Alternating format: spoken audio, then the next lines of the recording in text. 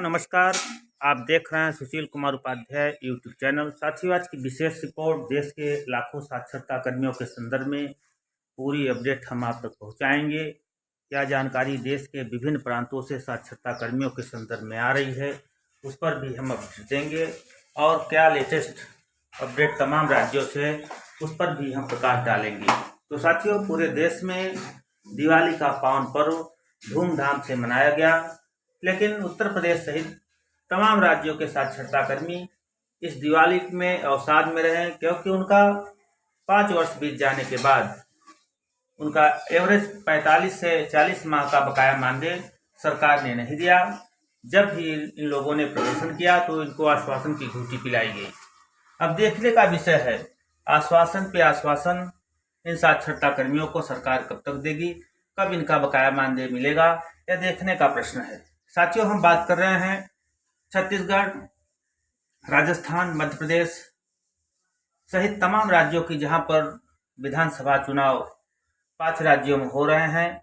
आपको मालूम है कि मध्य प्रदेश में कांग्रेस ने साक्षरता कर्मियों को अपने घोषणा पत्र में रखा है और कहा है कि हमारी सरकार बनते ही हम साक्षरता कर्मियों को महात्मा गांधी पुस्तकालय और BLO का पद सृजित कर इनको समायोजित करेंगे।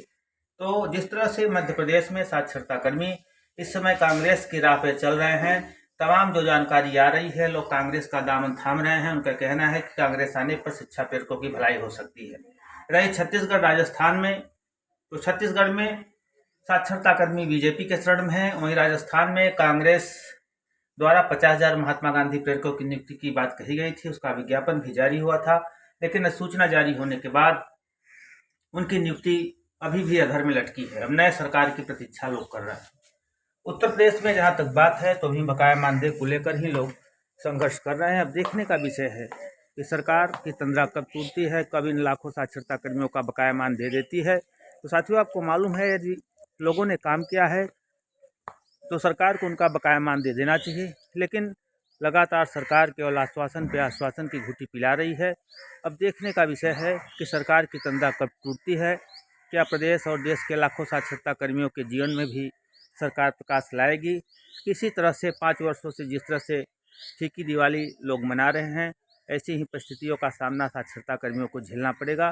साथियों, जैसे भी अपडेट आएगी हम आप तक पहुंचाएंगे। रही अन्य 27 राज्यों की, जहां पर साक्षर भारत मिशन कार्यक्रम चलता था, हर जगह लोग संघर्ष की राह पे हैं।